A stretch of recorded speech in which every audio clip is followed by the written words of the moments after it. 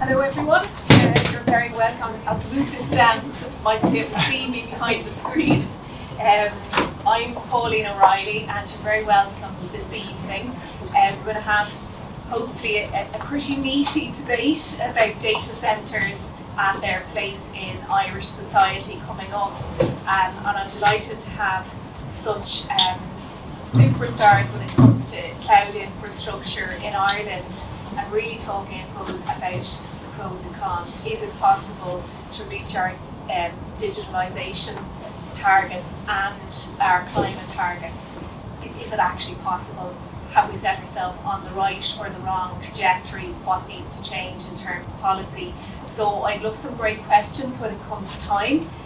But first of all, I'm going to introduce both of our speakers. And firstly, we have Niall Muphy, who many of you will know, is a software engineering manager in Cisco and is responsible for cloud-based messaging and video meetings, and is the author of a book, has worked in the space for 30 years and was also a Green Party councillor here in the city for 4 years.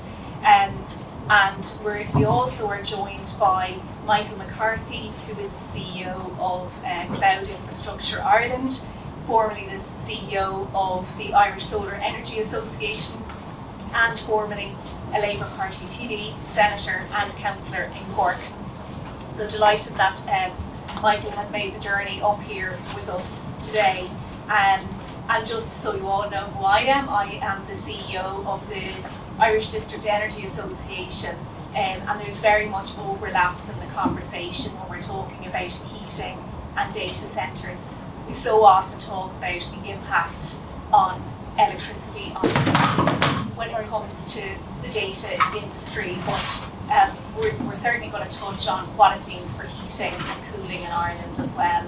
So without further ado, I'm going to welcome Niall, who is no stranger to these parts, and he'll discuss, I suppose, one side of the argument around data centres, and then we'll have our next speaker, Michael, and we'll have as I say, hopefully a meaty debate following that. So thank you very much everyone for coming along.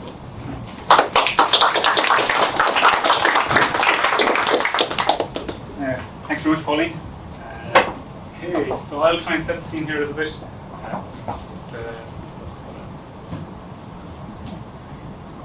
I'll set the scene here a little bit. I'm Niall Muphy, as Pauline has already introduced me, and thank you for that.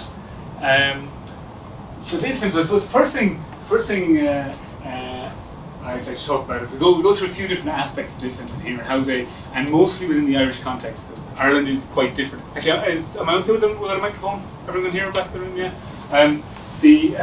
In the Irish context, data centres dominate a lot. I mean, 20% of our electricity off the grid is being used by data centres. And that's led to a lot of headlines, a lot of concerns about power cuts and so forth. But the other concern is it increasing our carbon footprint? So the question is like, we have carbon targets for 2030, and if we don't meet them, we're going to be paying fines of up to 20 billion to Europe.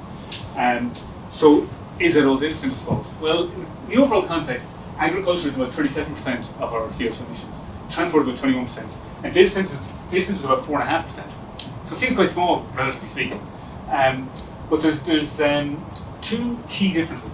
One is the data centre figure is growing rapidly.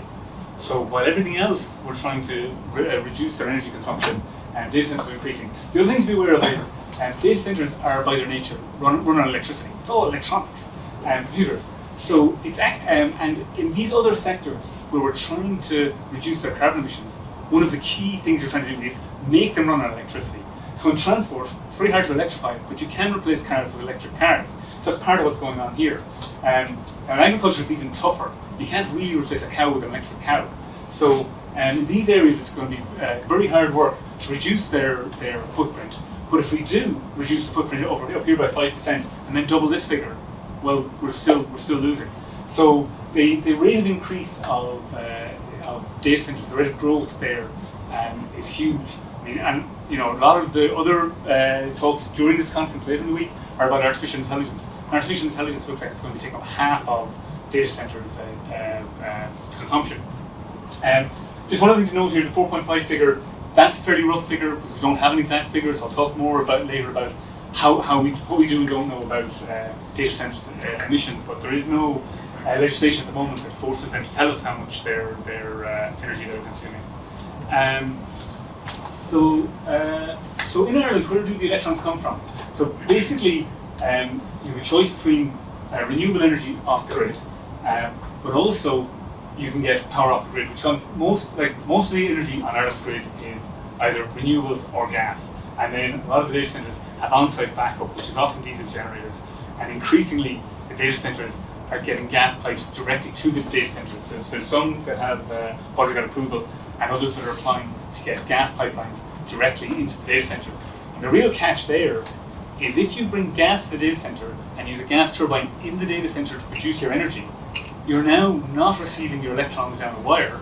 So when somebody powers the whole Irish grid by renewable energy, it doesn't help the data centres because they're already tied to gas. So you've locked in this dependency on fossil fuels. The other gotcha about using gas generation on site is it's smaller scale, so it won't be as efficient as a gas turbine generator on the grid. Some of the options we don't really have in Ireland, Google and Amazon have claimed by the middle of the next decade they'll be using modular nuclear generators. Now, not everyone's a fan of nuclear, but it's certainly a better option than bringing in gas.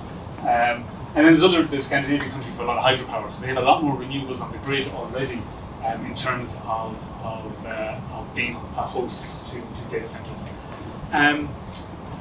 So another part of where Ireland's a little bit different to other countries, we have, I mentioned earlier, we have about 20% of our electricity from the grid currently goes to data centres.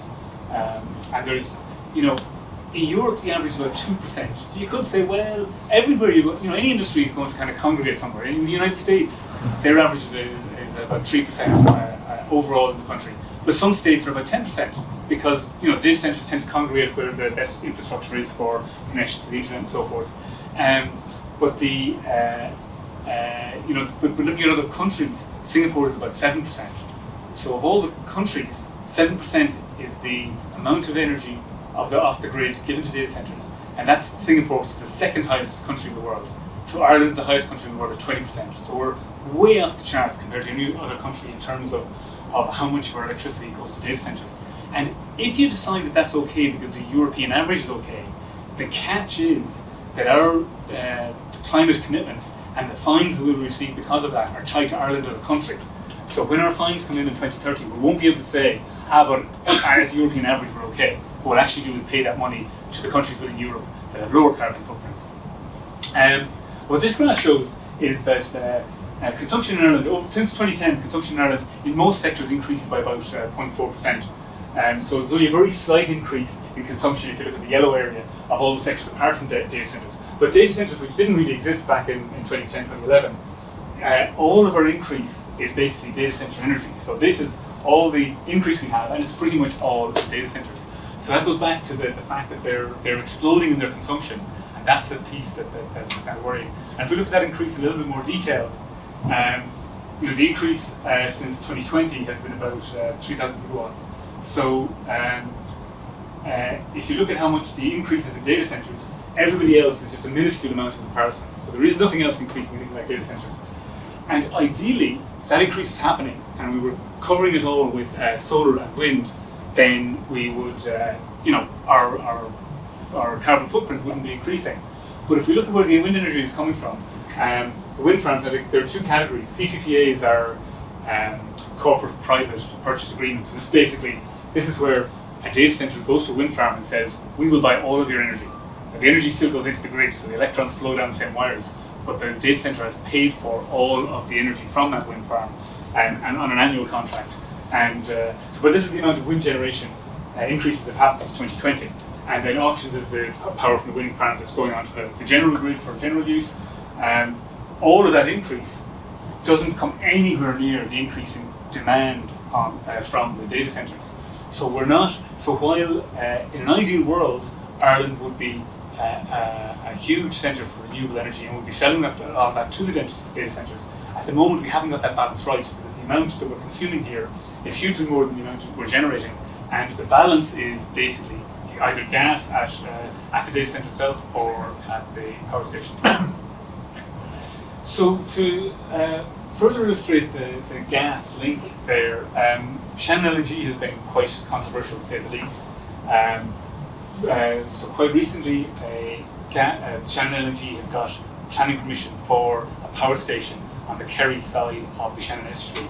They don't yet have planning permission for a terminal to land the LNG. The LNG, if it comes, will be fracked gas, which is the dirtiest gas it could be. We're better off burning coal than we're bringing fracked gas. But the interesting thing is that Shannon LNG is owned by a company called Fortress, and Fortress is fundamentally a data centre company. So if we have all this gas power down by the Shannon estuary, Fortress are going to build data centres. They've already said they own land in Ireland where they want to build data centres. So the LNG infrastructure and the gas power station will all be there to service the increased demand because of more data centres. So while Ireland, for quite a while in the future, we're going to need some gas generation to cover the fact that there are times when the wind doesn't blow and the sun doesn't shine. But building new gas infrastructure just to supply new demand from the data centres is not the right path if we want to ultimately decrease our carbon footprint. So that's Shannon. The other location worth just giving a couple of numbers on is Ennis, which currently has planning permission for a 1.2 billion euro data centre. So just to give you an idea of the scale, data centres are large operations, 145 acres, and it's a 200 megawatt station. So the data centres tend to be categorised by the power they consume, because that really is what defines them. They suck in huge amounts of power, and that effectively is how many customers they can serve, or how many CPU cycles they can deliver. So Ennis is still waiting for grid connection. So basically, to put in place a data centre, the two things you need planning permission to build it, but you also need a grid connection, which comes from the CRU, the Commission for Regulating Utilities. Now, Ennis has on-site gas power as a backup. They're also planning to use private connections. So what they want to do eventually is have private wires, so the wire goes directly to the wind farm. But that is not in place yet. If it opens tomorrow, it's going to open based on gas backup. So in terms of grid pressure, they're not doing too bad a job. If the grid comes under pressure and we're going to not be able to power Ennis town, well, the data centre can power themselves on backup power for a period of time until that danger has gone away. So they do reduce grid pressure. Will that help energy security? I don't know. Being more dependent on gas doesn't really help us from an energy security point of view. Even if we increase that supply, we'll never have anything like the amount of gas in reserve that we would need for these kind of operations. And in terms of climate impact, it's just not meeting our goals. And you know, someone has to decide what the rules are here. If there's going to be a climate impact from a data centre or from any infrastructure that we build, there needs to be a set of rules. And there is what's called the Climate Action Plan. So I'll just talk briefly about what the regulatory outlook looks like. The Climate Change Advisory Council set up by the government are people who give the government advice on what we can do to handle the challenges of climate change. And their advice is that planning permission for data centres should only be given if they have these CPPAs, corporate power purchase agreements, for the amount of renewable energy that they'll need to cover all of their needs and more. And so that's one of the pieces of advice. And the other piece of advice is that CRU should not permit direct gas connections, because that just bakes in dependency on fossil fuels for lots of years. Once you put that connection in place, it's very hard to switch. If your power is still arriving through electric wires, well then at least at the other end of that electric wire, that power source can change without the data center having to do anything. So that is the advice, but that's not law. That's just good advice. But in law, the Commission for the Regulation of Utilities, well, they their current position is in public consultation at the moment. It hasn't quite been completed, but in it they have no position related to the connection of gas networks. They've said that the climate legislation is not strong enough to oblige them to enforce an obligation on the data centers to not use direct gas connections. So they're going to allow it. And there is regulations on self-reporting and renewable energy use. So I mentioned earlier that we don't know exactly how much energy the data centers use. The statistics that are available are from their metered electricity. So effectively, you think of the data center as having an energy meter the same as you do in your house at home. Those figures are available. But any energy that's produced, for example, from a diesel backup generator, which might be running for 1 hour a year or 24 hours a day all year, we don't know how much that is, and there's no obligation yet to report on that.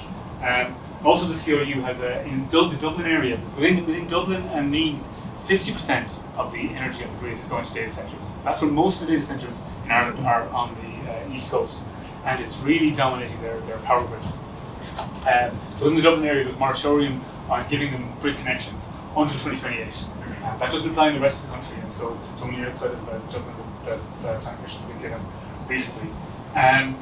So the direction of travel here, unfortunately, is to be more liberal with the data centres and allow them these gas connections. The 2025 Climate Action Plan has no reference whatsoever to data centres or to LNG. So that's the government's plan this year. While we were here discussing data centres and their impact on climate, the current government action plan didn't see any reason to mention it. And I don't think it's because it never occurred to them. An omission like that looks very deliberate to me. They're again, the direction of travel here is to be more liberal and allow the data centres to expand to a degree that we might not be able to sustain. So the other aspect of this, there's a few examples here of newspaper headlines. Apologies, newspaper headlines. They were not only, the carbon target is one thing we need to be concerned about. Energy security is a secondary concern. But the other concern as well is that it's not just about the supply of electricity that might cause power cuts if we don't have enough energy to supply everything in the country that's running at a given time. But even before that infrastructure is built, if you apply to build 100 houses somewhere, Airgrid has to give you a connection for that. And if a recently built data centre has consumed all the local resources, you won't be able to get that connection. And that has become a problem in certain places. So you have data centres getting planning permission when there are houses that are in danger of not getting planning permission in similar areas. So that's another area of concern. It might sound like I've painted the data centres as the bad guy, but in reality, the fault here isn't all with the data centre businesses themselves.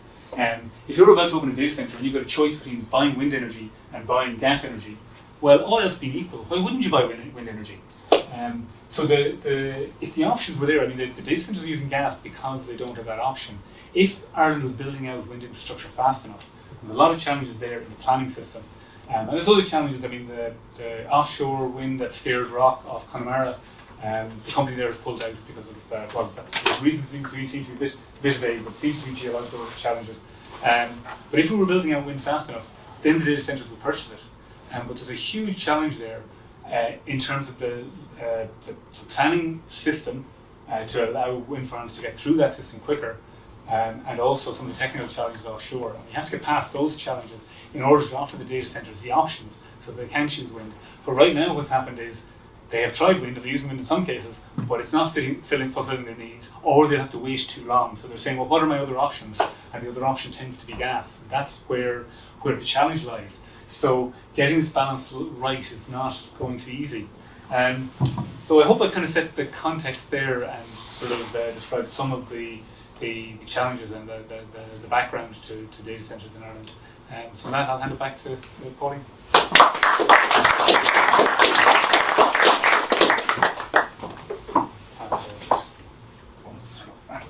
So thanks, Niall. I don't know if that was an advantage or disadvantage now to Michael to have heard you in advance, but now you've got to set out your stall, Michael, and obviously you represent a number of data centres, and you're used to going on to radio and television. I've seen you myself, so no bother to you. But then we'll come with the hard-hitting questions for you both, and to really look at the facts after that as to how they tally, and I look forward to the audience questions. So go for it, Michael. Okay, so I have an advantage where I can put the laptop in an upright position. Those would be, yeah. No, that's good. I'm trying. I have a habit of breaking things now. I really want to encourage me. So it's delighted to be here, and thanks for the invitation to participate. And in actual fact, it's quite interesting. I thought Niall's presentation was actually quite interesting, but it's quite interesting this evening. So I prioritised this event over an event in Dublin this evening that the new minister in DEC is attending. And it's called Trifecta.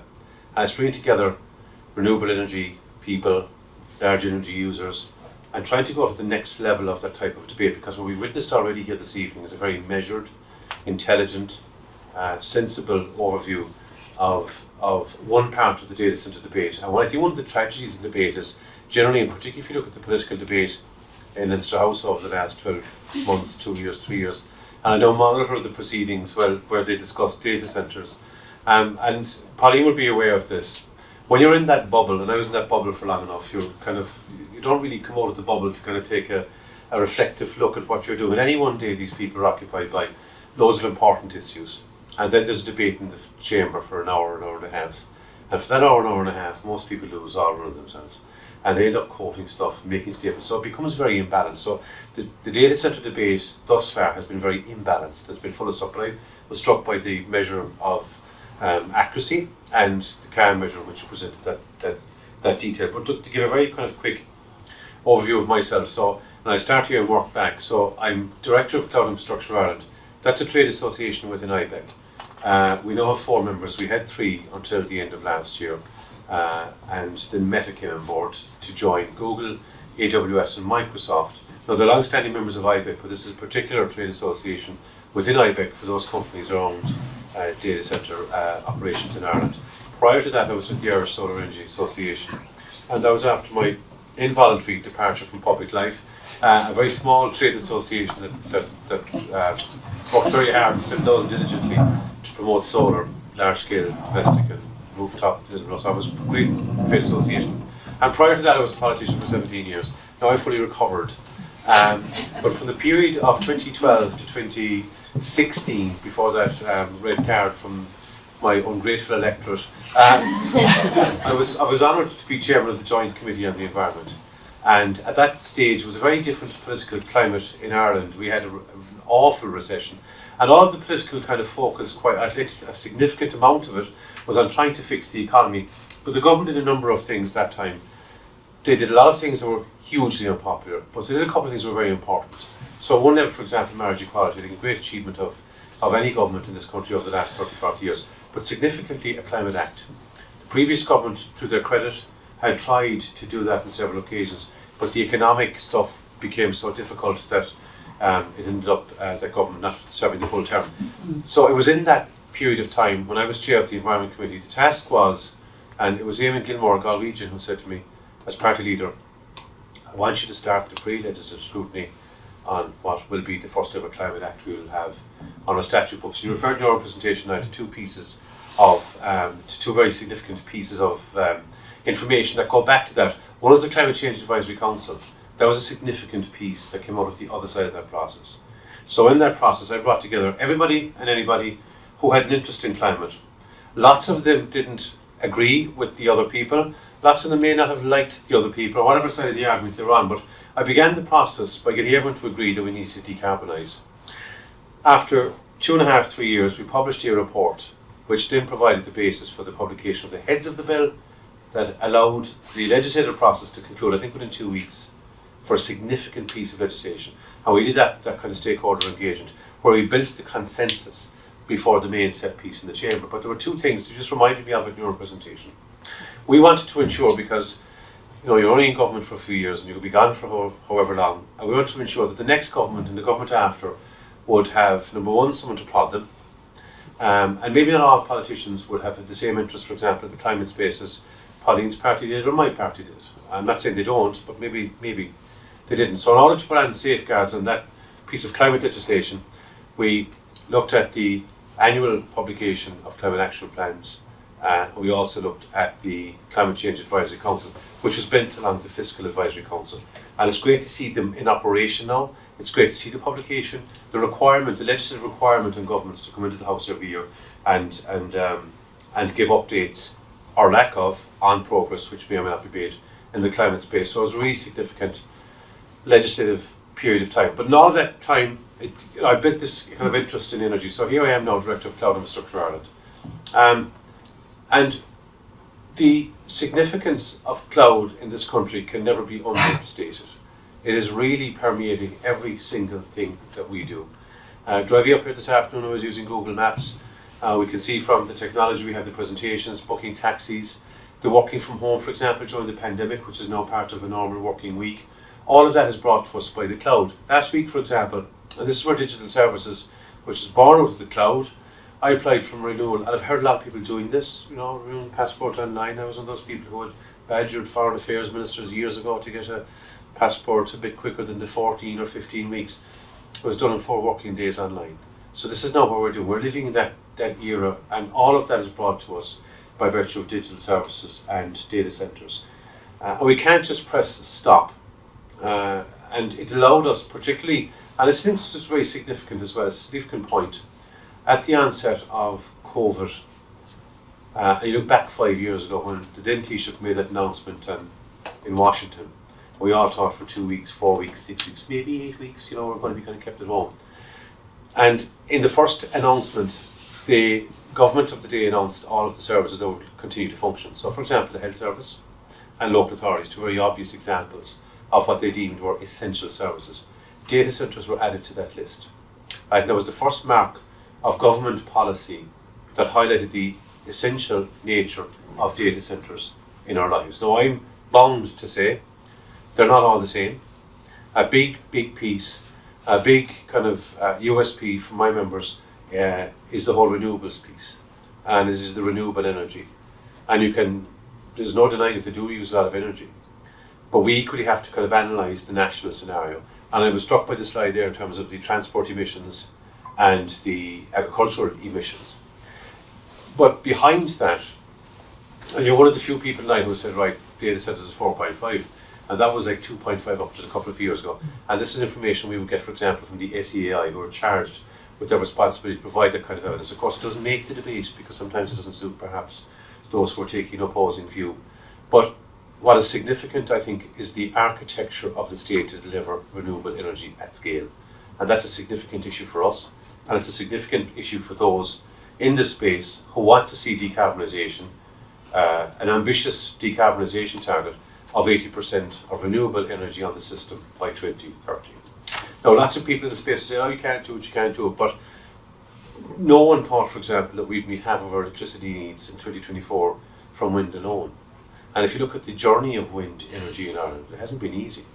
And there has been the naysayers and those who didn't want them, and you've got these halls around rural Ireland, and these massive objections to what is an essential, in my view, an absolute essential. It's essential economically, because if we don't do this, then the very engines of the economic activity of the state will grind either to a halt or slow down significantly. So we have argued, for example, about the sustainability of data centres. And because the debate can lack that depth and detail, we commissioned Baringa, the UK energy and economic consultants, to look at how data centres can assist in that decarbonisation journey.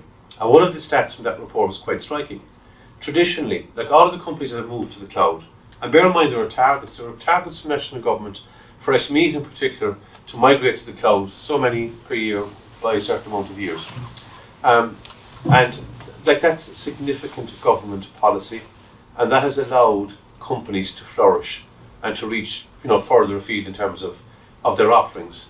Now, what were they doing before that?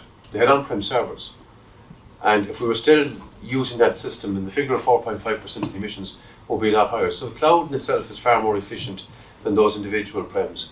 Another couple of points. I don't want to kind of be top heavy with statistical points, but the corporate power purchase agreements, so these are the agreements that I refer to, where the large energy user enters into a corporate agreement with a producer of renewables to buy X over so many years. And they're a fantastic facility that are brought to us by virtue of the ambition of the companies, for example, that I represent. Collectively, the 4 companies I represent are now at about 1,200 megawatts of renewable energy. And they are constantly looking for more. But the critical part of that debate or that equation will be, in my view, the auctions, and you referred to them as well in terms of your own presentation, Niall. The auctions have been woefully inadequate in this country at procuring extra renewable generation. Our members don't want gas. And I want to reiterate, not every data centre is the same. Not every operator is the same. And companies like Fortis, I know how controversial it has been, but companies can announce that they're going to do A, B and C, but you had a particular statistic down here on the right where to go about the connections. The connections are an essential part of anything. You need your planning and your connection to the grid to build your data centre. But there hasn't been a connection in Ireland in the last 4 or 5 years, and there won't be for at least the next 3 years. And we don't know what is going to be In the next iteration of the publication by CIU, the Large Energy User Connection Policy, we responded to that, as indeed I think another 40 or 50 groups that are interested parties, and we're waiting to see what that will contain. But like, we're realistic enough to know that like, they're not magicians at the end of the day, they can't magic up renewables, but there has been a paucity of proper regulatory policy in the space over the last 4 to 5 years. So we're waiting to see what comes out in that, but we don't expect unfettered access to the grid between now and the areas and the years of constraint, which will be the next 3 or 4 or 5 years. But at the same time, we've looked for a signal to market. Because if you look at investment and technical jam, we've a hard-earned reputation in this country as a global digital hub. And it didn't arrive easily. I'm sure the Ken Whitakers and the Sean Lemasses of the 1950s could never have dreamed of the level of investment that these brought to Ireland, these companies, in terms of high-end jobs and continued investment. But we have to be absolutely certain, from a state point of view, that there is a government policy around data centres. They may not have mentioned them in the Climate Action Plan, but there's a revised statement on the role of data centres in Ireland's strategic enterprise economy. And that was revised in the duration of the last government, initiated by the previous government. And it looks at all of the issues we'll be discussing here this evening. Location, proximity, being good grid citizens, and that big piece on renewable energy. And all of our members, all of my members within Cloud Infrastructure Ireland, subscribe to the tenets as set out in that policy. But it's one thing to have a government policy. If you're missing a piece of regulatory policy, it's just not sufficient. You can't have one without the other, you need both. So just to conclude, they're an integral part of our lives, and we are as exercised by the decarbonatisation, because ultimately the twin transition, it's all over the government publication about data centres, talks about decarbonatisation and digitalisation. And you can't do either of those without data centres. It sits at the bedrock of those efforts. So I'll leave it at that for the time being, and we might relocate and have the Q&A here from the side. Thank you for your attention. Well, look, thanks to you both. There's a lot of food for thought, I guess, and a lot of figures. Is the other thing when it comes to data centres. And I know I've been on debates myself in relation to data centres and defending all kinds of policies and looking for more policies. But I think, you know, Google, Amazon, Meta, as you mentioned, Michael, Equinox, like, we're a hotbed for data centres in the country, and that's what people hear.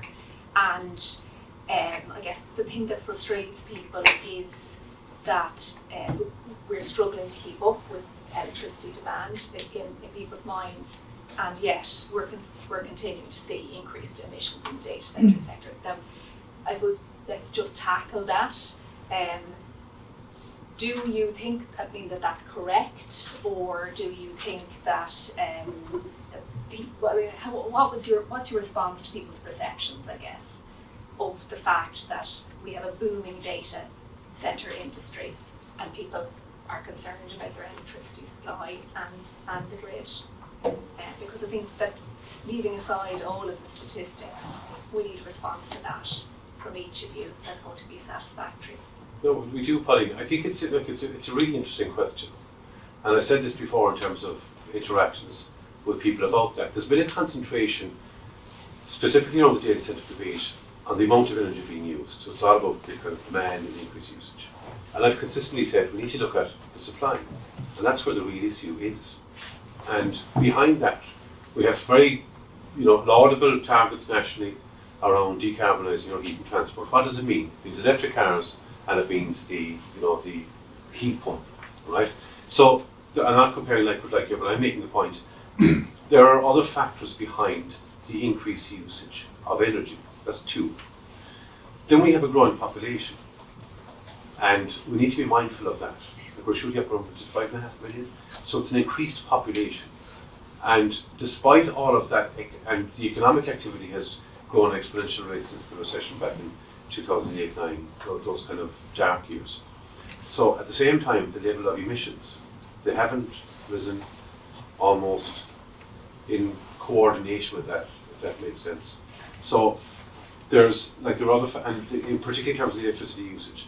So why is that? Why is there an issue with it? So we referred to the auctions already, and the auctions that were designed to source renewable electricity were badly designed and therefore didn't produce any results. So now you're falling behind the scale in terms of the amount of renewables we need in the system. So there are other factors which, in my view, contribute to that kind of security of supply issue, and also add a difficulty to already a contested area. So we then have the offshore wind targets, for example, for 2030 and beyond, and they're quite ambitious. We have an abundance of the raw ingredients. I mean, they put your nose inside the door for 9 or 10 months of the year. It's there, and there are significant targets around that. And for us to achieve those targets, and this is where the irony might be in the debate, but nonetheless this is in the debate, to achieve our offshore wind targets. Now, the last few governments, at this point you could argue that the licensing regime for offshore wind is up and running, but a lot of these things don't kind of happen quickly enough or fast enough, so therefore playing catch up. But in order to achieve, I think, is it 20 gigawatts of offshore wind by 2040, we're going to need a domestic large energy user market. So we need to take that into consideration to achieve our targets. And that's why I said, for example, in my closing remarks, that the twin transition of decarbonisation and digitalisation can't come around without data centres, nor can we achieve the ambition in offshore wind without data centres.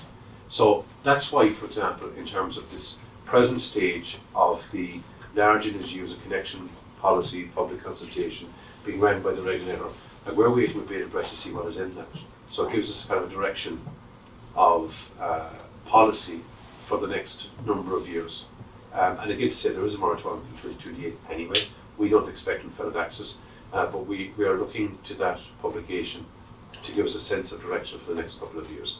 But we are a crucial part of achieving the offshore wind targets, which are just around the corner. 5.5 years is not a long way away, but we're going to need that domestic LEU in order to offtake that offshore wind and to reach those targets. Thanks, Pauline. I mean, I suppose that's an interesting point, and one that would be good to hear your reflections on. Are data centres needed? Because they do provide anchor customers, particularly probably outside of Dublin. Are they needed in order to increase electricity supply generally? I mean, that's the argument that you Well, so particularly because the offshore wind. Yes. Yeah. So I mean, there's a case you made there that it creates the demand, and ultimately and eventually, ideally, what we have is huge, far offshore floating windmills off the west coast of Ireland, providing power for lots of data centres. But it's a bit of a cart before the horse. Right now, if we build more wind and solar, there's two things you can do with it. You can provide that to extra demand somewhere, or you can say, well, let's buy less gas. Because let's say there was no such thing as data centres, our consumption would be pretty flat, but it would still be a good idea to roll out more renewables, because while we have got up to 50% of our demand met from domestic demand, apart from data centres, what we want to do is stop importing gas. And we're not making any progress at all on that today, because the data centres are consuming so much more than what we're generating. So there's the principle you described is right, but there's a matter of scale there. And in terms of scale, we're not getting near matching the demand that's been created by these data centres. And if the data centres are built with the fossil fuel infrastructure baked in, if there are gas pipes put in place, or an LNG terminal in Shannon put in place to serve the data centres, then it's going to get, then the economic case for the wind turbines becomes weaker, because we've already invested in gas. Why would you go and invest in something else now afterwards? So the numbers at the moment I don't think add up on that. But going back to your original question, I think it was more about the public perception, and I think I suppose the perception and probably is it correct? Well, I think so. There's part of the purpose of my first slide where I showed that transport and agriculture are actually much bigger at the moment. But going back to the point about population increasing, Ireland has done very well in controlling its carbon footprint while the population has increased. The population has increased, but we haven't increased our carbon footprint in proportion. But data centres are the exception to that. With no increase in population, your data centres are going to increase in their consumption. They have been increasing consumption hugely, not based on how many users there are. It's not like transport. You're not saying how many people you have to get from A to B.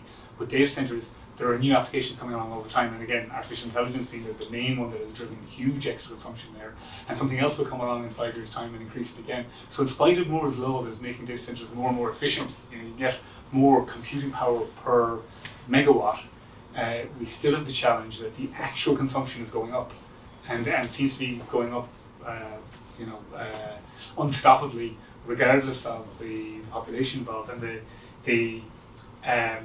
so what's driving that all being in Ireland? I hummed and hawed about trying to figure out what's the, why Ireland, which is the other public perception piece. People are wondering why they put them all here, why don't they put them somewhere else?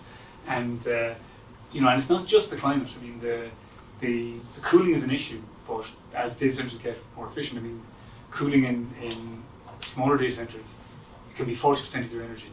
But if you scale up, it can be 7% of your energy. So, the cooling in a lot of big data centres isn't the primary consumer, it's the amount of compute power you need. So Ireland's climate isn't going to be that big a deal in terms of locating these very big data centres. So is it just our tax regime that makes them worth having here? It's not the number of jobs. So I think that's where people wonder, why are they so huge, so few jobs? Yet there is an economic benefit if the tax is coming in, but is all that tax going to be consumed by the 20 billion was to pay in 2030 if we don't meet our targets? The jobs issue is an interesting one. So if you look back, there was a debate on artificial intelligence in the new Dáil like a number of weeks back, and I watched it. No, it ended up becoming a de facto debate in data centres. That's what it went back to. And the jobs team was trying to, they imply no one.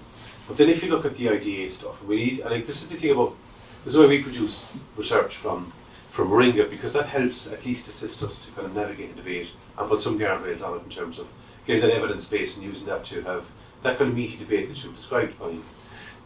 So, the jobs issue, like you get digital investment here, the IDA in Enterprise Ireland, I mean we have a strong record of foreign direct investment in Ireland. And successful administrations have gone out to America, St. Patrick's Day, and all over the world to trade missions, and have really banged that drum coming to Ireland. So there's a number of factors I think that lower companies are attracting to Ireland. I think the skilled workforce is a significant piece. I think the infrastructure, that it be airport connectivity or whatever the case might be, like traditionally motorways for example. But the skilled workforce, or the dependable workforce in a stable political environment. And that would have sounded very hollow a few years ago, but then when you look at what's happening globally, like we do have a stable political environment. We mightn't always like it, or we mightn't always like the practitioners, or be delirious of what they're doing. Present company sets it. Exactly. So, but it's a stable political environment nonetheless. So there's a number of factors that come here for. But on the jobs one, like the idea would say there's about 170,000 jobs in digital services. Now you will have a data centre in location A, but there's probably a campus in location F, or G or H or wherever, where there might be 1,000 people or the 2,000 people. So you can't kind of extricate the data centre and say, well, the jobs numbers in the digital services industry will stay the same. Of course they wouldn't, because a significant piece of that infrastructure is missing. And it is as a result of, I remember going to the first Irish Solar Energy Association conference, and there was a presentation by Gary Connolly from Boston, Ireland, in data centres. I said, geez, this will be interesting. I hadn't a clue what a data centre was. I hadn't a clue. But here I was in WhatsApp. Here I was booking a restaurant. I mean, it was just after permeating my life without me being aware, or making that direct connection, no pun intended, to the data centre itself and what we experience or benefit in terms of the advantages. The jobs one, for example, is another one that I don't think we'd have those level of job numbers if we didn't have data centres here. And like, once they're here, they want to stay here, they want to develop and build. And the climate, I get what you're saying about the climate. I mean, but you could argue there's a significant presence of data centres in one of the Spanish regions in Zaragoza. And whatever it costs here in terms of energy to cool the systems in Dublin, it'll cost a lot more in somewhere like Spain or Italy. And bear in mind as well that the new government in the UK, that they threw their doors open to the data centre industry. Keir Starmer came up and said the UK is open for data centre investment. And I found that that was stark. And we can't presume that everyone wants to come to Ireland because of the issues that I've outlined. I mean, there may be, we are competing with other destinations for that type of investment. And when a country as strong as the UK, the Prime Minister comes out and says we're open for data center investment, and they're an hour away, we're thinking, and that is something that comes up a lot, is it's our climate basically in Ireland that means that people are coming to Ireland, but of course that's changing as well. Yeah. So that it'll cost more. In terms of energy, as we always talk about emissions, and almost the entirety of the conversation now has been around electricity. But I mean, does anybody here know what actually is the largest energy user? It's not electricity, it's heating in Ireland. So it's the emissions from heating in Ireland is far greater than electricity. And so obviously I'm deeply embedded in that at the moment. Amazon is one of the only, in fact, is the only district energy system in Ireland. The heating is coming from Amazon. So I suppose it'd be interesting to hear what your thoughts are on is it a contribution? Is it something that should have been happening already, given that right across Europe there's district heating systems? We actually have enough waste energy to power and to have heating in every single building, every single home in the country. And at the moment we don't have that, and we're not using any of that waste heat other than a micro amount from Amazon in South County Dublin. So I suppose, what are your thoughts on, either ideologically or not ideologically, should we be saying data centres are fine once they can have this social benefit, or is it a social benefit in terms of using waste heat? We wouldn't have that waste heat if we didn't have the industry there, I suppose is the argument. But on that, I mean, using the waste heat makes sense, but that can be done regardless of what the input energy was.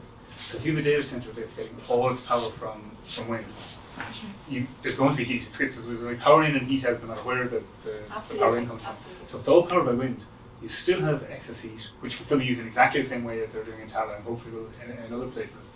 But if you power that same data centre completely on fossil fuels, you have the same amount of waste heat. So while you are reducing your impact to an extent by having district energy systems take the benefit, you can get that benefit as well.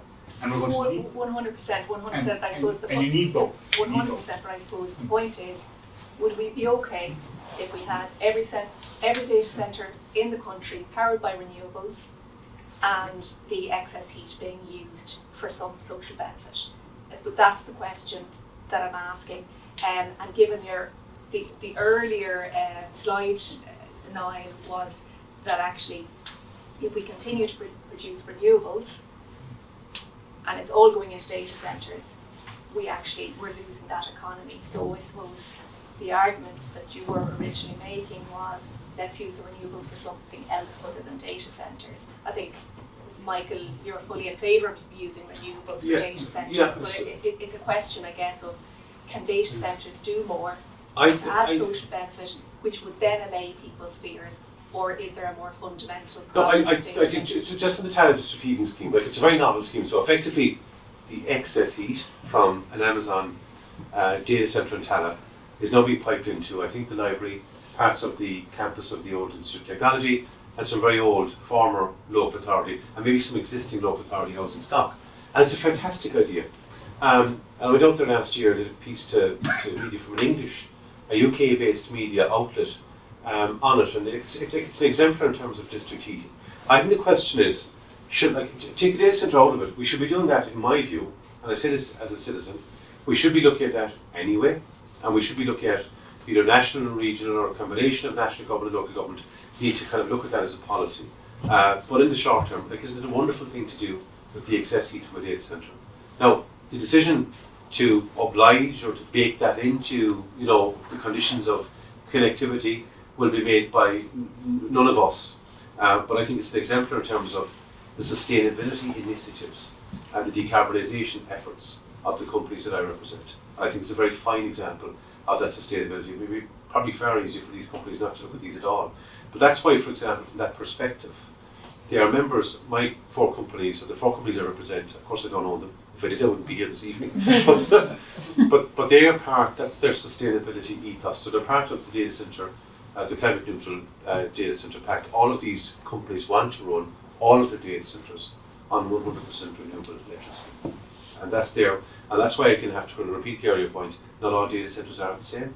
But if they're, in my view, if there's a policy formation around the sustainability ethos that can be used for the greater social good and the practical good. I mean, look at when that invasion in the Ukraine began, look what it did to the price of electricity in this country. People struggled.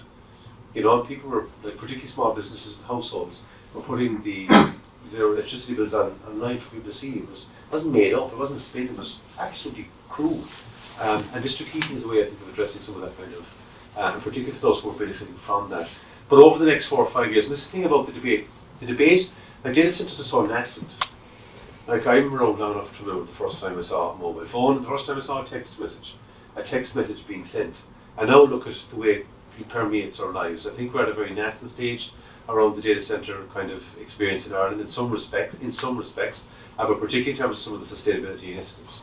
I think we as a country will see the benefit of that perhaps nationally at some point in the hopefully not too distant future. I would love to see it. And I say that now as an active citizen, primarily.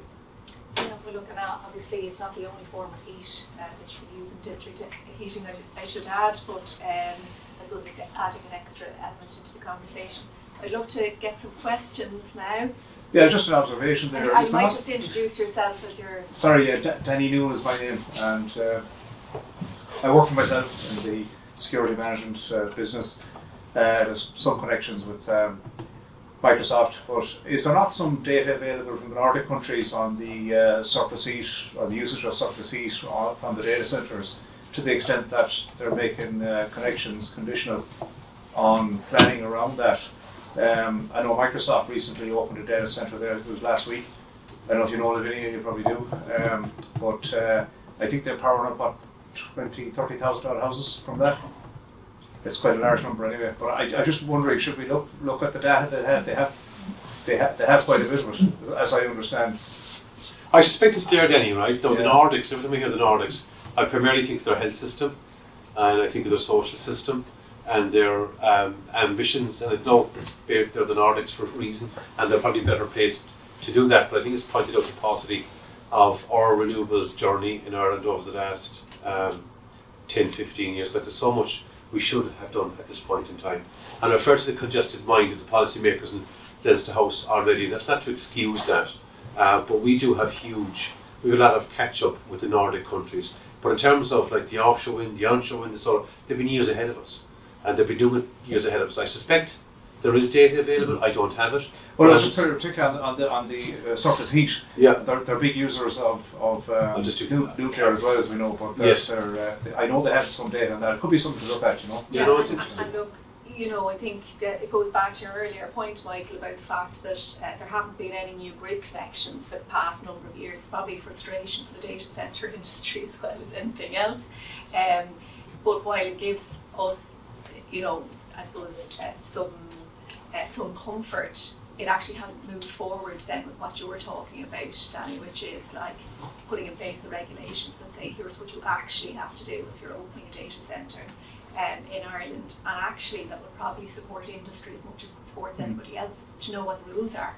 You know, what rules are you actually playing to when the policy, the government policy itself is saying here's what we'd rather. And there's no actual licences being given out, but when they are, when that opens up again, I think that the large energy user consultation, hopefully people will have their say in that. Go to Catherine. Yeah, hi. Question for yourself. My question is around kind of innovation in terms of the infrastructure and the services being provided. So I suppose one is there any investment in innovation to have more efficient data centres, you know, in terms of like how it operates? And then two, is there any kind of drive to reduce, I suppose, the usage of the data centres? So I know obviously we're all very reliant on it, but we're kind of probably maybe, well, myself personally, over-reliant on it, and maybe I have stuff going up into the cloud there, but I will never look at it again in my life. And, you know, is there, you know, systems or software being developed by these companies to say, okay, well, Catherine, you have 100 duplicates there now. We can take those out and notify me and then delete it, because I'm paying my service to the cloud like we all do, and there's obviously an economic benefit there for Amazon and Google that I'm locked into this service on a monthly basis, but they're not telling me, Catherine, you have, and I'm just one person. It'd be great to get your perspective at scale. There's obviously businesses out there having duplicates out there and all sorts of stuff. So, is there any? Are those type of conversations being had? Right, so I'll answer the second piece first. Yeah. I'm not sure there is software available to do that. I suspect there might be, or at least might be in the offing. But the first piece, and we're all guilty of it, by changing the phone is a typical example. I transferring 20,000 photographs and 5,000 this, and so I think there's a kind of a personal responsibility on all of us around that. But I'm not at all familiar with how that's being viewed at, for example, within the walls of the data center. I just don't have that information or that data. Yeah. But there is a personal drive. But even outside of that, and to answer the question, are there innovation, sustainability and innovation are huge pieces for these operators. It speaks to their sustainability ethos. So I'm not really particularly sure. I know there's been huge improvements in terms of the kitting out and the software and the technical stuff they've used in recent years. I can't give you kind of hard factual figures, but it's like anything else. It gets on scale more efficient, it becomes more widely available, so on and so forth. But there's a personal kind of responsibility in all of us to make sure we don't have stuff in the cloud that we shouldn't have. That's the question. Is it personal? Is it a personal responsibility, or is it a policy responsibility? Because I think the point you're making, Catherine, is that it's probably not in the best interests of data centres' bottom line to discourage people from storing data. So whose interest is it in? And is it, I suppose, so just say, could you imagine the Minister for Digital Affairs instruct us to delete all unused emails and delete all the stuff? If they came out and said increase it, we'd probably do the opposite. But a very important point there, we need the message that it's our responsibility to sort the data center problem is a very good message if you're the data center vendor and you want to just divert the blame away from the big corporates and the policy. The other thing is, if I was to go and delete every email and photograph and whatever other data I might have in the cloud, that's still only a tiny fraction of the data about me. Most of the data in the cloud is somebody remembering what website I visited and what size shoes I bought last month, and all that data is there for the benefit of advertisers. Because most of the services we use in the cloud are free, and if we're not paying, someone's paying. So if we're, if you can't tell who the customer is or what the product is, you're the product, not the thing that you thought that's not the email service or what service you think you were getting. You were being sold to the advertisers. The vast majority of that in the cloud, you can't get near it. And also, if you look at the breakdown of energy used by data centers, it's not actually the storage that's the problem. It's mostly compute. It's the actual CPU power to drive the rendering and with artificial intelligence, an awful lot of it is the cycles used to train the models for artificial intelligence. So they're not actually storing a huge amount of stuff. So that's not. So the amount of the amount of difference you can make by deleting your emails and photographs. And I cringed and I felt embarrassed when I was as a councillor. Galway City Council put out one of their environmentally friendly tweets that said, think about deleting your old emails and whatever. And I looked at it and I said, that is such terrible advice, because it makes people think that will make a difference. But it's not. It has to be done at a policy level. Trying to blame individuals for how many photographs they took last year, just, number one, it doesn't make any practical difference. And number two, it leaves the people feeling responsible for something where they don't carry any blame whatsoever. Hi, Niall Muphy, I work at Cisco Systems, and one of the areas I work on is sustainability. And to your point, Catherine, I see a huge effort. Cisco provides a lot of the routers and switches that are used in data centers. And I do see a huge effort to reduce the energy and emissions of those routers and switches. And I think I agree now. That's where the savings are, not so much in data storage. So there's an awful lot of effort gone into running on lower power and switching off ports that aren't used, and when that's done on scale, there's huge savings. And you see it in those switches and routers and in CPUs. The power curve has come way down on them. So and if it didn't, we'd be in awful trouble, because clouds are growing and we're benefiting by that drop, and it is happening in really substantial efforts. are going on there. So I'd be quite positive about that. And data centres, like I agree, they're not the bad guy, and they provide a demand for electricity, stable electricity, not electricity spiking at 6 o'clock and so forth, stable. So it's brilliant like that. But I still have a question, Michael. Why? I'm still not sure why because we're a hotspot. We have so many data centres compared to our energy consumption. Far more than anywhere else in Europe, as I was saying. Why do we want more? And I still don't quite understand that. I understand your point that they're linked to jobs because it helps. The development office is somehow linked to the data centre, the unoccupied data centre. I still don't quite understand why we want more, though. The jobs one is interesting. I remember looking at one stage. I can't just recall the figure now, but there are more in Germany, there are more in the UK. As one of the other countries, it just jumped off the page. They have much bigger populations. Yeah, but there were more data centres because one of the arguments for the anti-DC brigade was, there was too many. There's too many, far more than they have in other parts of Europe. But then it's a question of why do we want more? There's a general drive towards digital services, and there's an enterprise drive towards that. There's a citizen-led drive to that, but we haven't had a connection in this country in 4 or 5 years. We are not going to have a connection in the Dublin region, at least, before 2028. But why do we want more? That says we won't have more. But why do we want more? I mean, these are investment decisions made by data centre operators. But I think it's a bit more difficult than that. So if you take Fortress here, it was on the side, it was actually quite interesting. They owned land banks, and they said they'd apply for data centres. Well, good luck to them. But they'd have to get a planning permission first from the local authority. And there was a high-profile refusal for an extension of a data centre by South Dublin County Council in the last 6 or 7 months. And the second instance, there's a grid connection. They won't get a connection in Dublin. There's all sorts there's a process around that. So it's not as easy as saying they'll come in and open the doors. It's far more. No, as national policy, why do we want to? Oh, it's national policy. Well, the national policy was, I think the national policy was necessary because it put some structure on what government would like to see.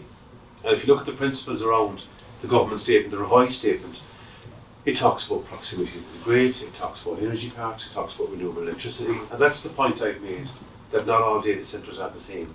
And that's a crucial consideration. Now, I think there was clearly from government's perspective, the government that initiated the first statement talked about this is becoming an issue. It's a debate. It's been discussed with joint Oireachtas committees. So we'd have to do something about that, and then consulted government departments and came up with a policy statement. In the meantime, the rate at which they were increasing their presence in Ireland was growing, so they decided to revise that statement. And that statement, and this is public information, is being used by some planners and some local authorities to refuse applications for data centres. Or the minimum Still not refuse. getting to this strategy. Why strategically do we want more data centres? Is it that they want to come here? Or It's not so. No, it's not. What's in it for Ireland? The policy is they want a particular type of data centre. That's what the policy is about. And having a policy better than not having a policy. I can come in just to say on the first line of the government policy, it does say that the government has a preference for data centres associated with strong economic activity and employment. And I guess that's taken into consideration then by whether, when somebody's given planning, they have to look at what the government policy is. But I guess the question really is it really contributing to economic activity and employment? And is that, and it's not the only thing in the statement, but is it correct that is a focus for the government? And probably the data centre industry can't answer that because there is a bottom line there. And it is it has to be a policy decision, which fortunately there is a consultation on large energy users and data centres. I think it was interesting what you were talking about there. The first Oireachtas committee on AI. It was about data centres. So this is the first time ever there's a new Oireachtas committee on artificial intelligence chaired by Malcolm. Yeah, and that'd be quite interesting. That'd be hugely interesting because it's like just think of it. We now have a joint Oireachtas committee on artificial intelligence. Now I know Miriam North has had a ball with a column in the Irish Times about artificial intelligence and members of the Oireachtas, but we now have a joint Oireachtas committee on artificial intelligence, and I'm looking forward to that committee working, whatever they're going to do, whatever their work plan is. Just to say, at least it's going to bring a level of, I think, a particular focus, because up until now, the debate in data centres might be happening at the Energy Committee, A bit will happen in the Enterprise Committee. Then we have a Climate Committee. There's a bit happening there. But I think this is the one-stop shop. Doesn't preclude discussion from others. We talked about government policy now, and it's important. But the regulatory policy is the big piece, and that's what Pauline just referred to. Yeah. CRU policy is a significant piece, and that's what everyone's waiting to see what comes out of that.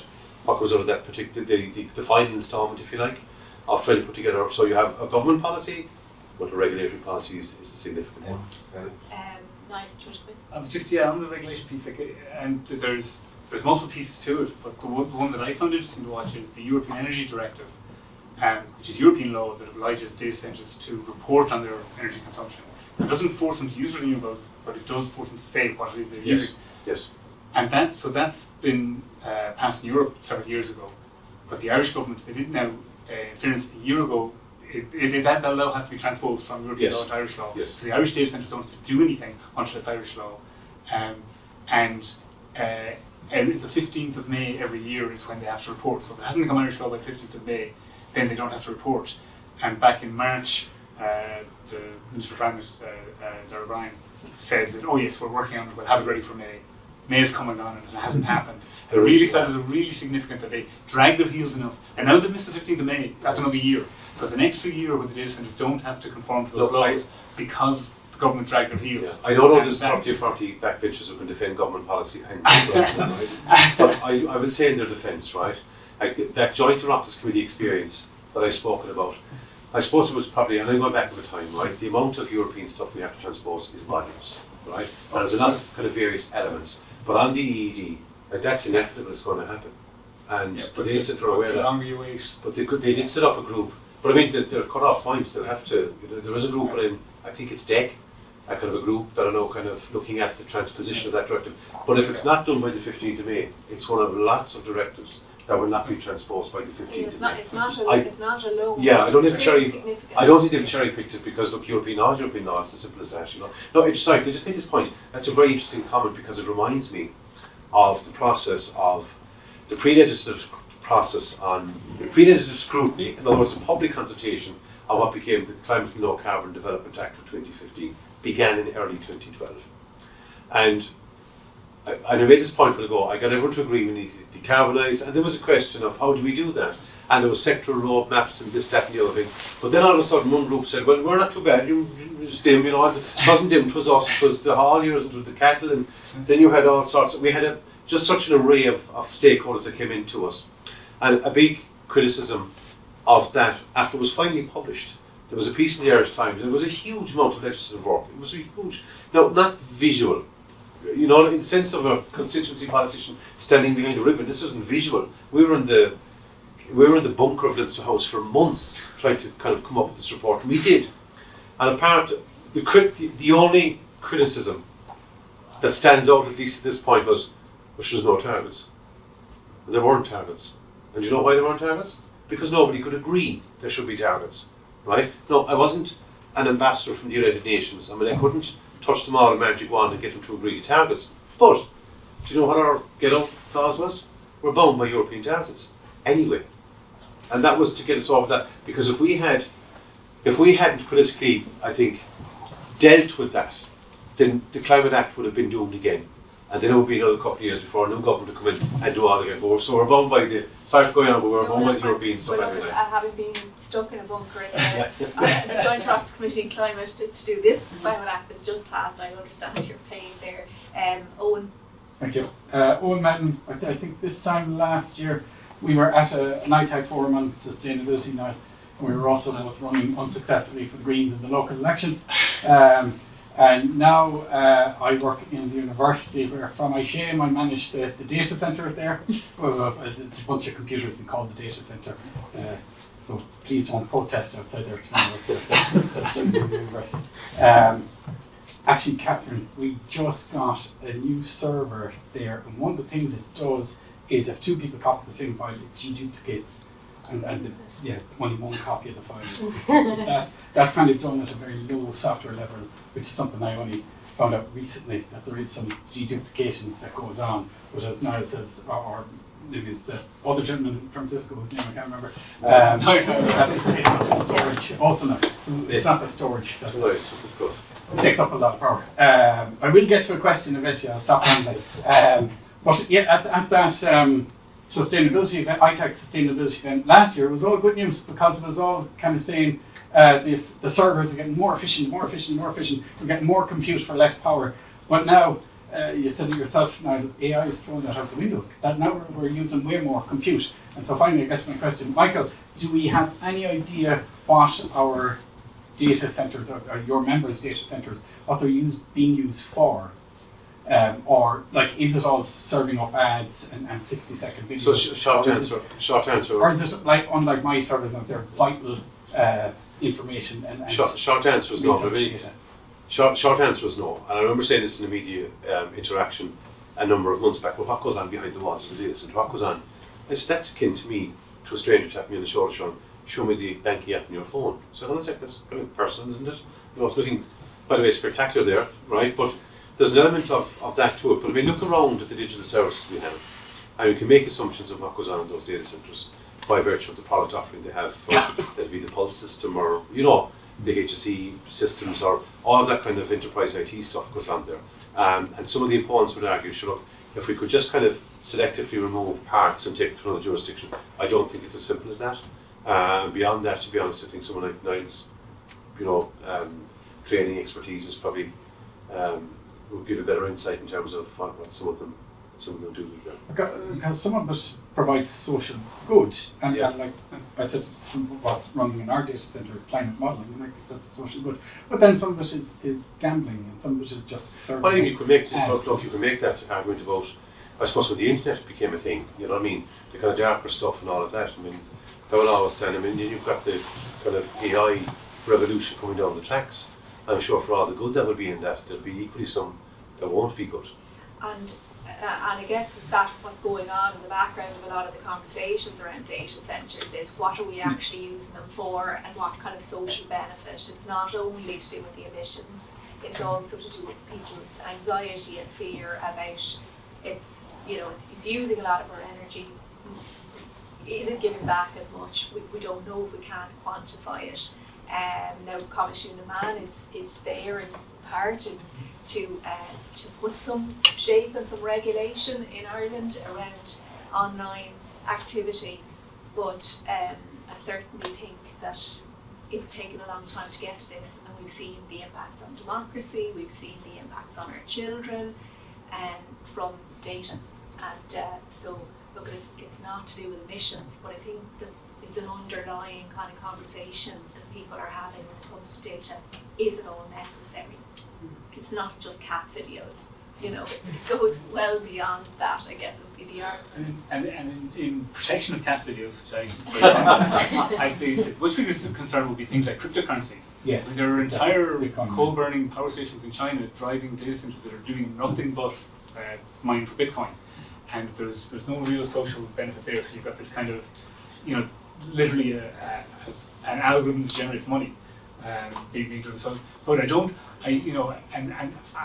see a path to how you achieve it. But if you could tax differently the different operations, if a data center is running, some the ambulance service or scanning, MRI scanning or whatever, the services that are vital, and your financial services and all these vital services, maybe that should be taxed differently to your Bitcoin mining, maybe taxed differently to me asking ChatGPT to generate one of the images during those slides as you saw earlier. And and I suppose a totally left field idea would be to say, and I think in the world in general, things that are free usually aren't really free. If you didn't allow things to be free, and that might sound like madness, but like one of the first green policies that came through in Ireland a long time ago was shops used to give out free plastic bags. And somebody just said, well, having them free wasn't a good idea, make them not free. If all our email and all these other services that are free, if they weren't free anymore, they'd be paid for by us, not by advertisers. Our data wouldn't necessarily be sold. It's much more likely you could tick a box to say, yes, but I want my privacy to actually be private. And there is a range of measures there that could happen, but I don't see an appetite for it amongst the big vendors. It sounds like carbon tax 2.0, and I'm not sure that I really want to talk about it at the moment. Sorry. Ted Powers, the Third Level Computing Forum. It's just following up on Catherine's earlier point and your point that the storage is nearly irrelevant and personal stuff. But on the processing side, you're saying how much important that is. And I did a query a few days back on a flight to England, trying to get the best flight. And I got Gemini, then I did it in 5 minutes, then got Gemini, which took about the same amount of time to do the same query. And it gave me the audit trail. I was horrified at the amount of processing it did, which I could have eliminated about 3/4 or more with a slightly better prompt. But the point is that, okay, that so many people around the world are doing this and generating images, and businesses are doing this as well, and AI agents and so on. So the amount of actual processing that is unnecessarily being generated fast. One query, well, it's not just electricity that consumes, those data centers consume a lot of water. Apparently one ChatGPT query is a glass of water. And if you consider how many queries are happening all the time, I say. That's kind of, the water usage is another one, but there was a joint Oireachtas committee meeting with the regulator, which is CRU, with the 3 commissioners of the CRU, and Airgrid. It was like maybe 2 years ago now, and that was raised as well, because they dealt with the points in terms of, and this was Airgrid and the regulator, and they were dealing with the various points that were being raised by the members. A lot of good points raised by the members. But there was one about the water usage of data centres, and one of the commissioners, who was since retired, said the level of water usage, by worst effect, it's on the Oireachtas website under historical debates, the level of water usage was down around 2 or 3%, and that was largely due to a lot of the technologies that some of the operators were using, and he referred to closed loop. I thought that was quite interesting. I'm not disagreeing for a second with your ChatGPT query using the glass of water, but he referred to the recycling technologies and the technology available to reduce the level of water consumption. I thought it was interesting, but it came from a commissioner on the CRU, and it didn't come from industry. That's interesting to say. Can I ask, we'll go to you in a second, I'll just ask if there's any other women in the audience who'd like to say, ask a question or give any observations. Just we often are slower to put our hands up, except for Catherine. There's no pressure on anybody either to do, but everybody is invited to give your observations. Did I see a hand here? Oh, sorry, back there, the gentleman in the orange coat. Did you want to come in? Just to be clear, I'm not a lady. Finn Delaney is my name, and I work for a company called Exocean, who use a lot of, in our day-to-day life, in our business, use cloud services extensively. We also happen to work in the offshore wind industry. But I'd just like to ask Niall, what is your ultimate concern about data centres? And if I could be allowed a follow-up question once you've finished your answer to that would be great. Well, so there's no concern, I suppose, if any other industry, if it was, I don't know, other high energy consumers like steel smelting or something, if any high energy consumer is moving away from electricity to marry themselves to gas over the long term, that is a concern. So whether it was data centers or not, that is really the concern. And I suppose the other angle would be the fact that it's a bit in cart before the horse. We want big energy consumers to consume the energy once we have it, but we need to be further down the track in terms of producing that energy, that as renewable energy, which will be domestic. So economically, because the renewables is not just about the carbon footprint either. Economically, we're way better off if heavy energy users in Ireland are using Irish-made energy.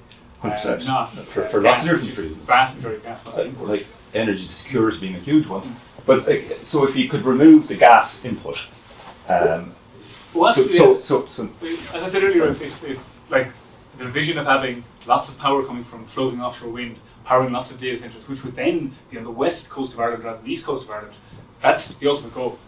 That's that's fairly far down the line. But so if you could remove the gas input through the planning process, perhaps, and your data centre was run from renewables, which is what they would like to do. So you come to a point there. We have 6 offshore wind projects in the planning process at the moment. Some of them with corporate power purchase agreements, some of them with grid connections. And the only hold up to us having 5 gigawatts of offshore wind by 2030 is the planning. system in the country. We have the likes of SSE down in Arklow, who wants to spend £2.5 billion immediately to put in beautiful, clean electricity that would power. I often take the example of Rampion Wind Farm in the UK. One of their over 100 wind farms, offshore wind farms, is powering the whole of Sussex.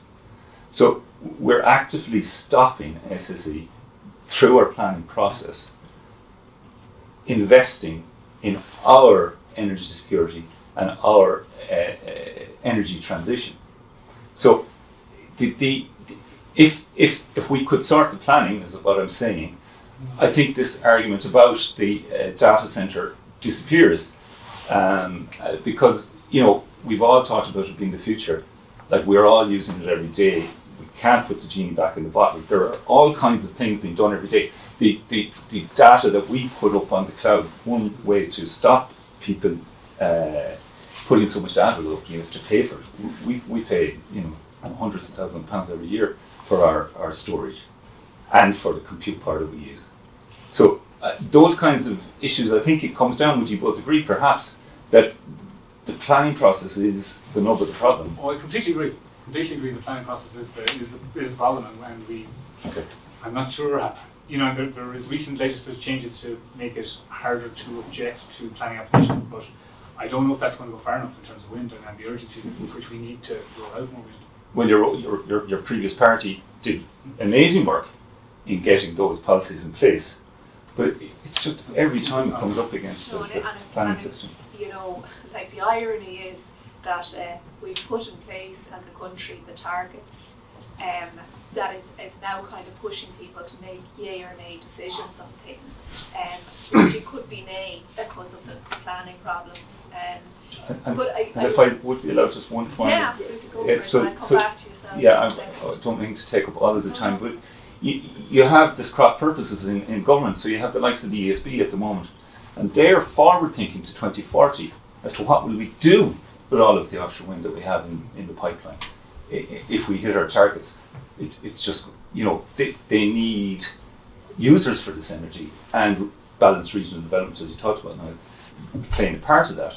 But it's fascinating for me that the likes of the ESB, who we think is perhaps a little bit non-innovative, are amazingly innovative and are thinking about 2040 for our future, whereas it's all being held up by this small little thing, two people in the JR review. And I think what's interesting about data centres, I did say this at the Joint Oireachtas Committee, is are they inherently bad things, such as plastic pollution is, such as the burning of fossil fuels, which has a knock-on impact. It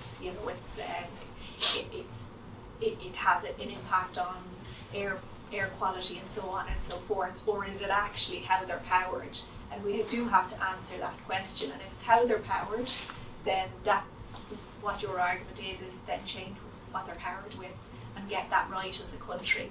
But I wonder, is because of the concerns that people have about what's going on behind the black box, is it the concerns that people have about it going too fast, and is it having an impact on electricity just generally in the country, and adding to the lack of security? And data centres are an easy thing to talk about. They're an easier thing to talk about than the planning system. So we often do find ourselves in the media talking about data centres. Maybe it's shorthand or something else. Yes, I Austin Gio, I work for Genesis. I've no vested interest in data centres, so I really like them. Well, I'd like to say welcome, but actually we're imposing ourselves to your space. So just hearing this, to recap two aspects of it. I think the first aspect is from a data center energy usage perspective, they require continuous, always on power, right, to make sure that they can deliver the services they need to. And the second aspect to that is data center and large energy users are willing to bring gas online so that they can maintain that status with their data center. So they're willing to have large gas backup connected to their data center to ensure that. There's two things that stick in my mind that kind of, when we look at those two aspects of data centers. The first being, right, the continuous power isn't there from a renewable perspective, right? Offshore wind is great on mild to breezy days. I have a large solar array on my house, and that's near useless in the depths of winter. So when you look at, okay, renewables obviously are ideal choice. We have reports from the Irish Academy of Engineers saying SMRs, right, nuclear small modular reactors are the way to go to ensure carbon neutrality by 2050. And the UK government, as Michael referenced earlier, they're pushing for small modular reactors to back up the power from Hinkley Point and the other, I think Sellafield is closed now, but they're actual nuclear power stations. So not only have we got our neighbours across the way saying yes to data centres, yes to SMRs, and in our situation we've got planning constraints around wind. It seems like our policy decisions there are a little bit off. We need to be thinking a little bit more outside the box. Do you have any thoughts around that particular power source for data centres? About the backup generation, is it, or Small modular reactors, nuclear energy, using that to power data centres. is a suggestion that you're, so would you both like to comment on that? That does come up to me. The nuclear debate is interesting. It is interesting, and if you look at the interconnectivity, we say, between Ireland and France, when it is active, and we would have to ask what's coming back from France at any one point when we're dependent on that particular supply.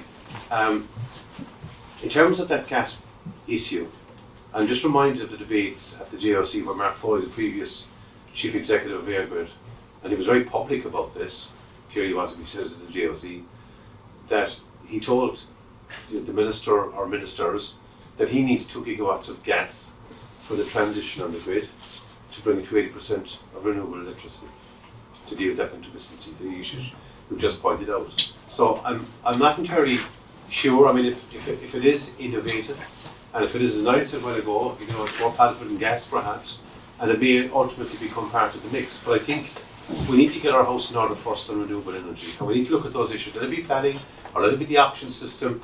We've got to make sure that what's within our gift now, we need to do it properly. And if it's not functioning as it should be, then we need to fix that before we start looking at alternatives, in my view. Yeah, so key piece of the gas puzzle is, like, for a while Ireland's going to need a certain amount of gas to be backup because sometimes the wind doesn't blow. But we need to be very careful that when we're saying yes, we need some gas, that we're only using it as a backup and not introducing new gas infrastructure that then ties us into gas for decades down the road, even after we've got enough for the backup. And there are also other alternatives to gas as a backup. And the strongest one of those is an interconnector.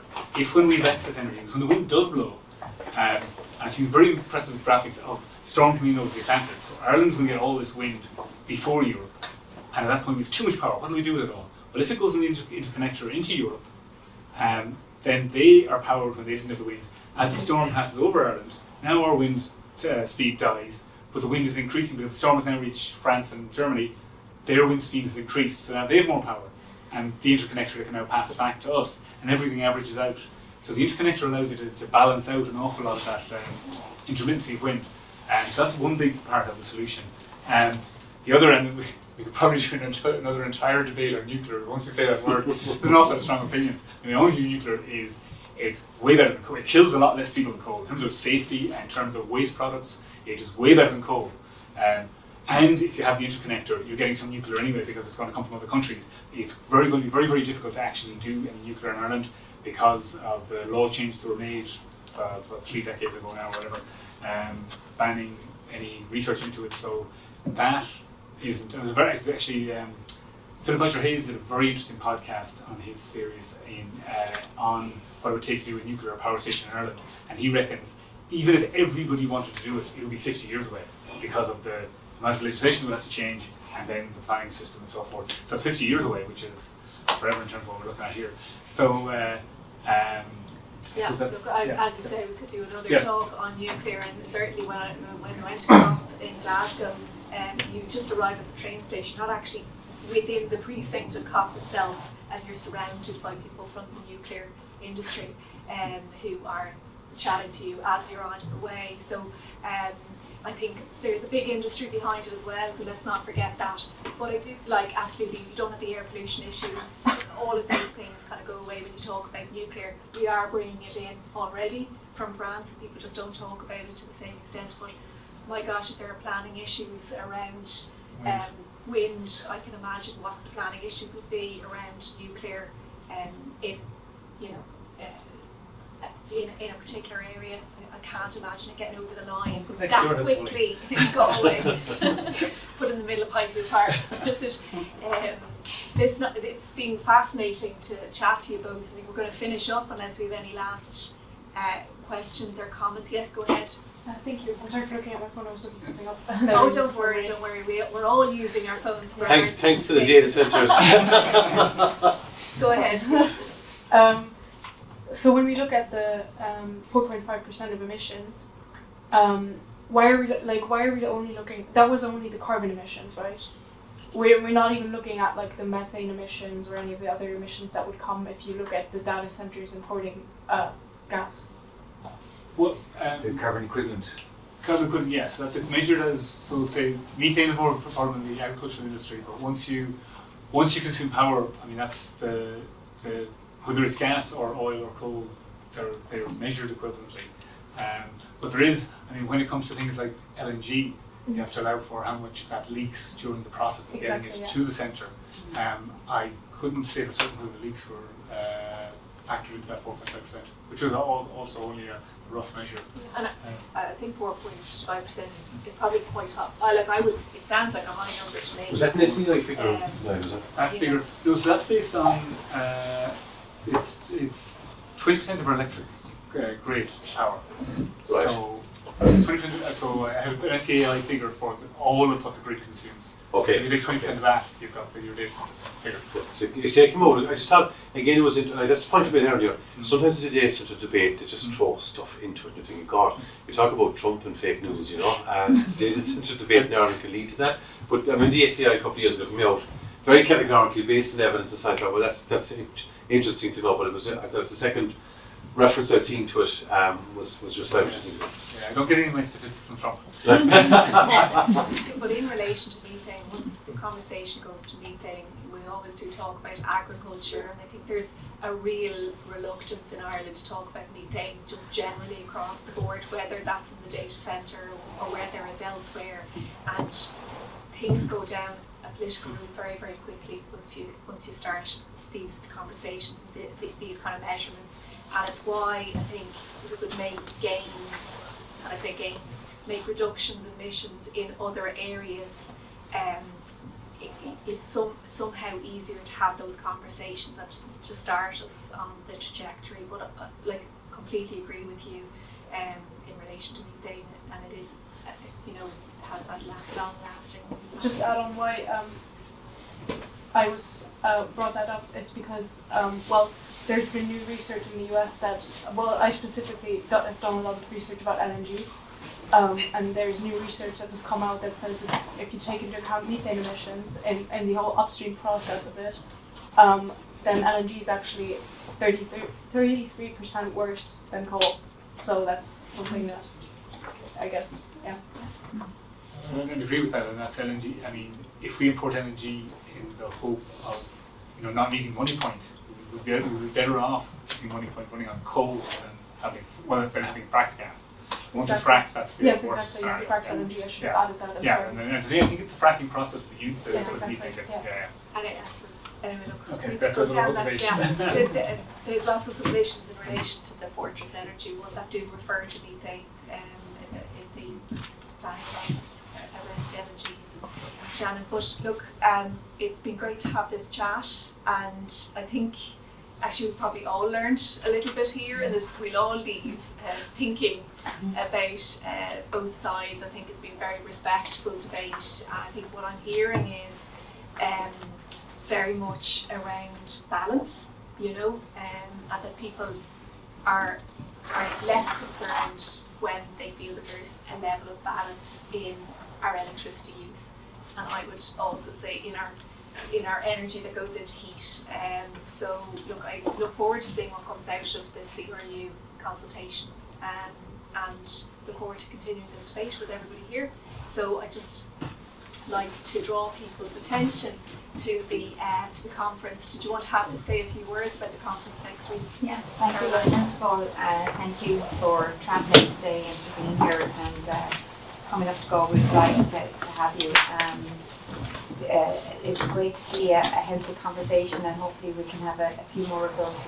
And thank you to Niall for organising and to Genesis for hosting us this evening.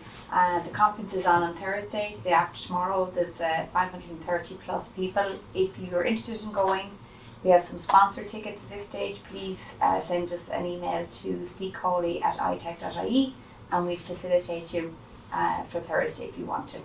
Great, thanks very much. Thanks, Ryan. Thank you. So that's great. We'll leave you all, and if there's any, I suppose, follow-up conversations that you want to have, probably best to leave Genesis and have it elsewhere so that they can lock up. Thanks.